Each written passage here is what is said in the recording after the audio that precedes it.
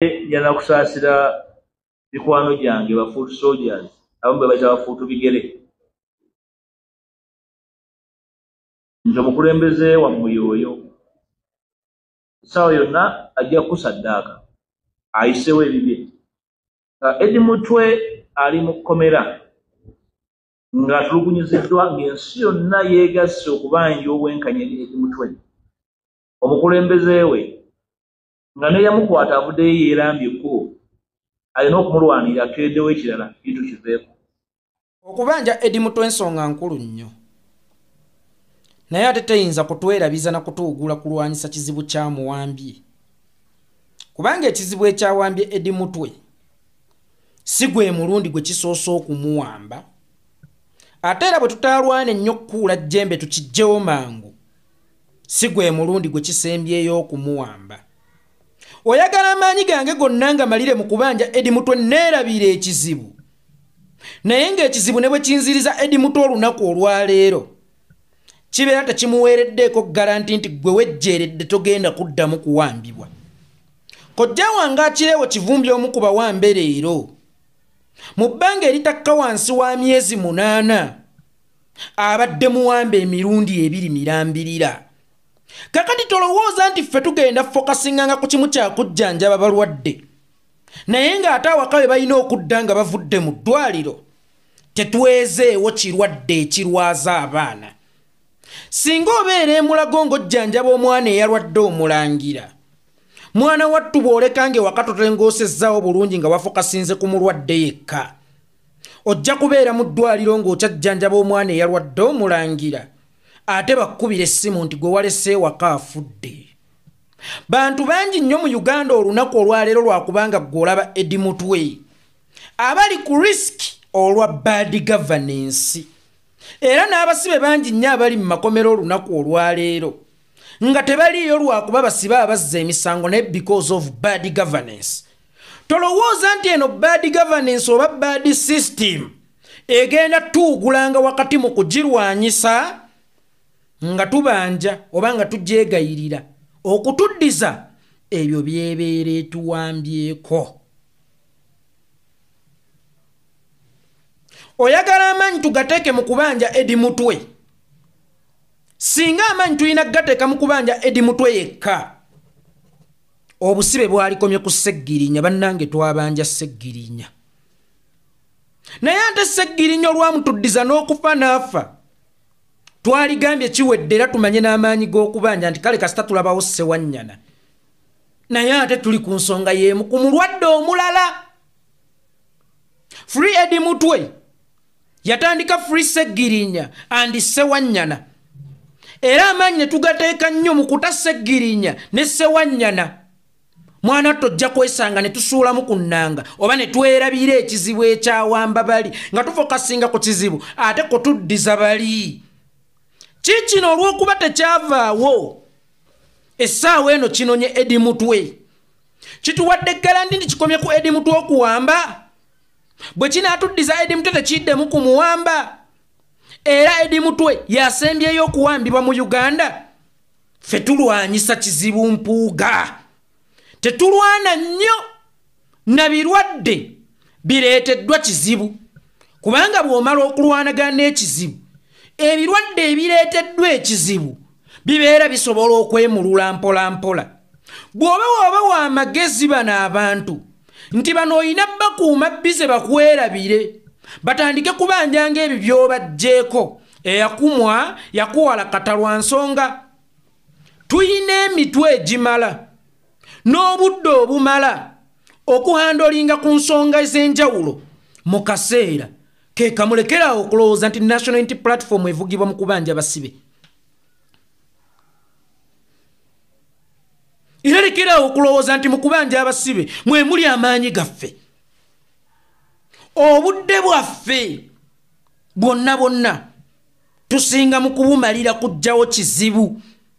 Bannayuganda bonna bafune eddembe lyabwe, kubanga Edi Mutwe leero ne bwafuna eddembe lye teriri garanti nti linaabalyalubeerera oba teriri garanti nti abadde Yesu.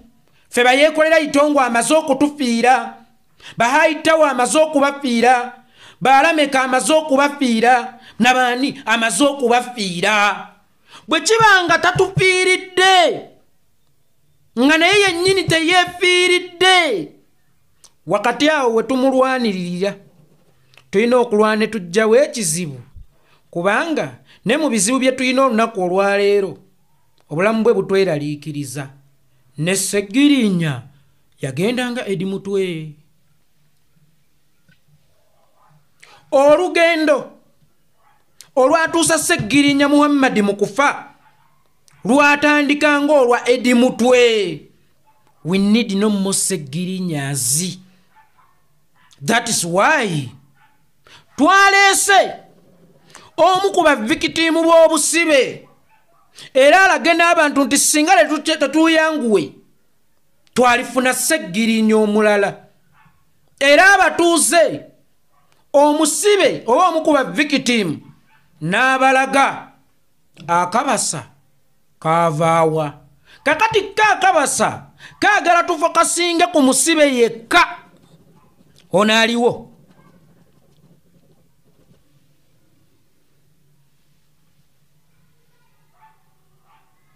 Twerabira ekizibu ekituusa abaana abo mu busibe era nga kisobola n'okubatuusa mu kufa singa tekinogerwa ddagala. Your Excellency mu kuleeta Allan Ssewanyana oba Allan Ssewanyana mu kusalawo okujja okubuulira ensi amazima agatteko ku kiwamba abantu ekisusse kubanga y'omu ku bavictimu yabadde ayera waka olumbe lumumalirawo abaana yabadde ayina okwera awaka n'ebimu ku bi-effects by'olumbe olwo okubiraga abantu. Gongamba otya nfokasinge kujjanjaba kisipi neerabire siriimu. Sisobola kufokasinga kujjanjaba kisipi ate ne neerabira siriimu kubanga kisipi ono atudde ku bulwadde bwe bayita mukenenya. Kakati ebiseera ebisinga tewaliyo ddagala lya kisipi nga lyerijjanjaba Namusuna. Namusuna osanga bamujjanjabira kungulu simanya bufe yandiravule simanya mmekako simanya biki naye ate endwadde enevaako okubutuka oba okwa kisipi eyina kutandikirwa munda okujjanjabibwa. Yensonga lwaki Your Excellency olunaku olwaleero ayina okujjanjaba endwadde kuviira ddala ku mirandira gyayo kubanga eno endwadde eringanga omutuba ne bw'ogutema gusobola okuddamu era okutojjera. Gusobola okuddamu okwandaala. Kakati oyagala tufokasinge ku bizibu ebireeteddwa ekirwadde nga tetulina obusobozi obujjawo ekirwadde nga bwe tujjanjaba omulwadde gwe kirwazizza. Mathias Mpuuga Nsamba mwe mu kukola bino byonna muba mwagala tufokasinge ku ebyo twerabire ebikoleddwa emabega oba omulamuzi wa kkooti bw'afuna omusango omupya nga fayire enkadde asuula gy'abadde ali mu kukwasaganya. Ekintu kya Eddie Mutwe kirina ensonga ze kyasangawo ate eziri sensitive ennyo ezirimu n'okufa kwa munnaffe. Tubyerabira ebyo buli ali ku social media kakati Eddie Mutwe yekka gw'olina okuteekayo mutulimitinze. Buli mukulembeze wa National Unity Platform akwata akazindaalo okwegayirira abampembe bate Eddie Mutwe gwe gubeera ng'omulamwa. Nedda wakati nga tulwanagana n'okusumulula Eddie Mutwe ate ne kino ekizibu ekiwamba oba ekisiba Eddie Mutwe tulina okubeera nga tukirwanyisa kubanga wakati wabaddewo omwana omu Eddie Mutwe ewaka waliwo abaana bangi nnyo naye ate tulinawo n'ebijja naye ng'ebijja ebyo okutuuka okusimibwawo awo ababirimu bagendanga bwe batutte Eddie Mutwe.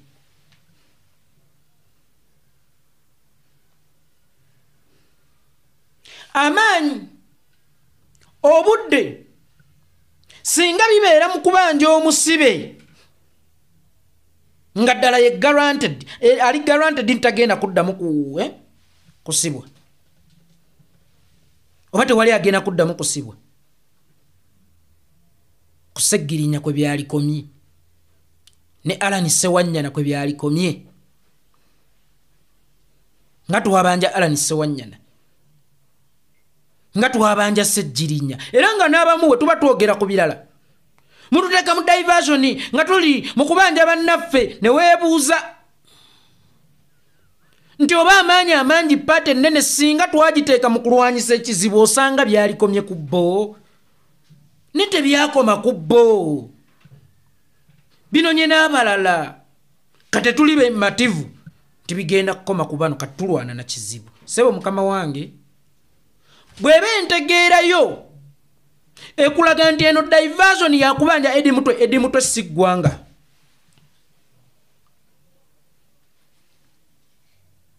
Waliwo ab'Ekaramoja ababonaabonera ku nguudo abo nabo bali paati obwo ebizibu bye tulwanyisa okugjawo ekizibu kino ekinene batereere. Waliwo be battira mu lubiri lw'omusinga abo nabo banoonya bwenkanya ate tebali guaranteed tirabo tebaddemu kuttibwa. Waliwo abasoma abatafuna mirimu abo nabo tebali guaranteed nti bwe banasoma bagenda kufuna emirimu oba bwe banaddayo okugisaba bagenda kugifuna. Kakati ebizibu by'eggwanga binene okusinga Eddie Mutwe okusibwa kwe naye singa tujjawo ekizibu kino ekinene ekituddeko ebizibu by'eggwanga ebintu bira bigera kwetereza. Toyinza tulimitingira mu kubanja Eddie Mutwe kyekyokka.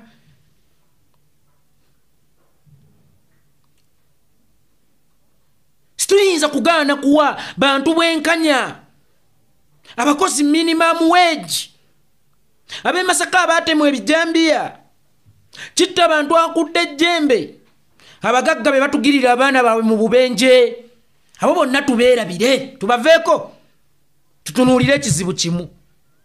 Ebizibu ebiriwo mu ggwanga olwalyo bye tulina okulwanirira twabisibaga tusobola akagugu kaabyo ekkeetikka olumu totulimitinga nti mu kagugu kano kemugenda okwetikka musookeemu kino ate kyekyokka musooke mu kituuse mudde munone ekirala. Obudde obwo olunaku ekizibu kino olowooza kikozinga ebizibu bimeka? Bw'oba onaakwata ku kizibu kimu ng'ekizibu ekyali kisooka ekyabya Seggirinya twakimalako emyaka 2 kyokka ate ne kijja kivaamu ekizibu ekitagenda kuggwawo kubanga Seggirinya yafiirwa obulamu emyaka egyo 2 gye twamala nga tufokasinze ku kizibu ky'okubanja Seggirinya.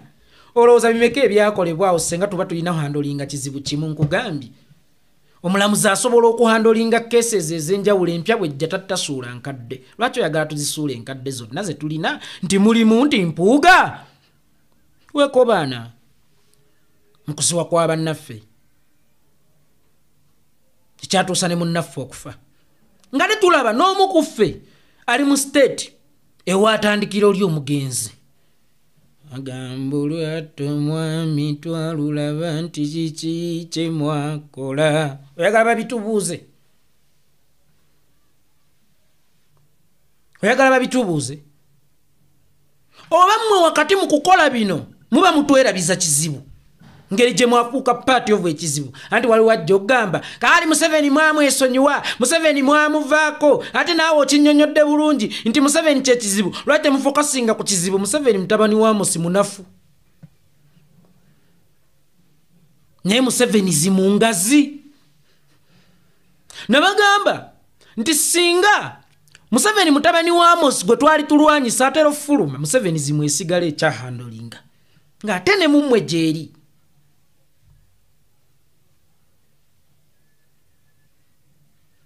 Museveni zimu ekisigala ekyaliwo. Kakati bano ba Museveni zimu bo munnange be batusindika mbu ate ekizibu kyaffe ye Museveni. Tukimanyi ekizibu kyaffe ye Museveni naye n'ebizibu ebitulemesa okumutuukako tuziyita mbowawo ezitweripa nga tuli mu kuwalampa omuti tuba tulina ssooko zitema ku lwa nsonga olugendo terutambulikika nga waliwo akusika emabega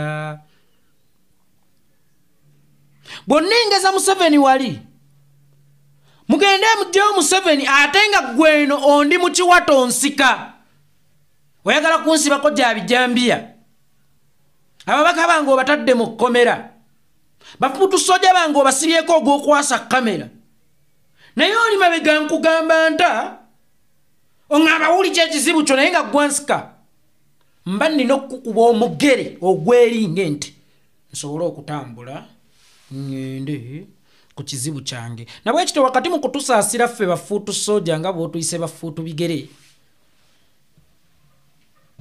nti otusaasidde twafuuka saddaaka lekeraawo okusaddaaka very simple lekeraawo kubeera part of abasaddaaka ate ekirwadde kati kinsaasira ekirwadde kinkubagiza ebo nno abajjanga eddagala ng'ate bo bennyini kyekirwadde era y'ensonga lwaki wamulaba lwe yasooka okwambala gawuni lwe baata abasiba abatujju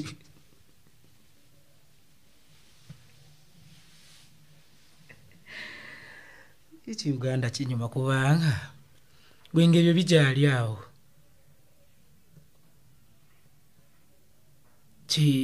oba nkigeraageranye ntya nti omwana lwe yasooka okwetikka yeetikka kidomola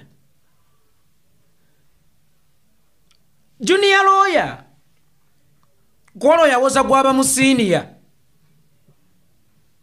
teyawoza kugwakubba nkoko ng'amaze amateeka teyawoza kugwa lulimi abantu abakozesa oba ennimi eziwemula teyawoza kugwa kubba ttooke teyawoza kugwa kibanja yatuukira mu musango nga siteeti yeekuvunaana si muntu siteeti nga yeekuvunaana nga gulimu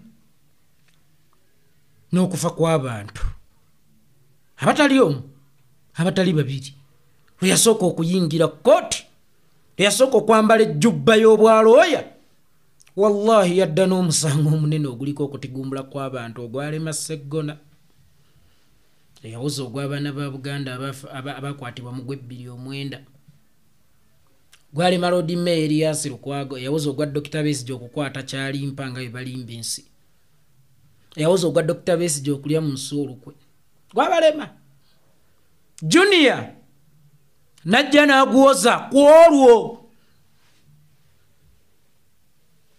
era n'aguwangula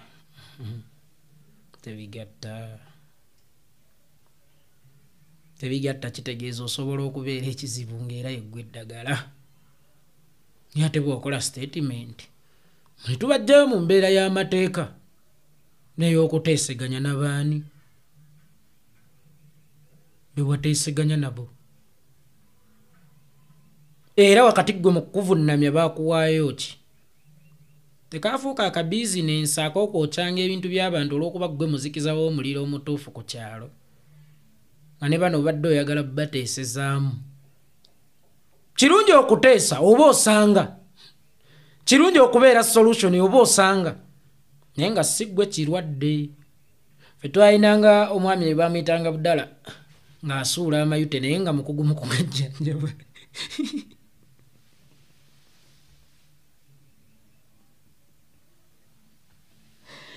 nzabudulu lyeribatize yeeko lyaffe lya lulyo nze nja kudda n'ekitereke ze nvumbula ebipya maani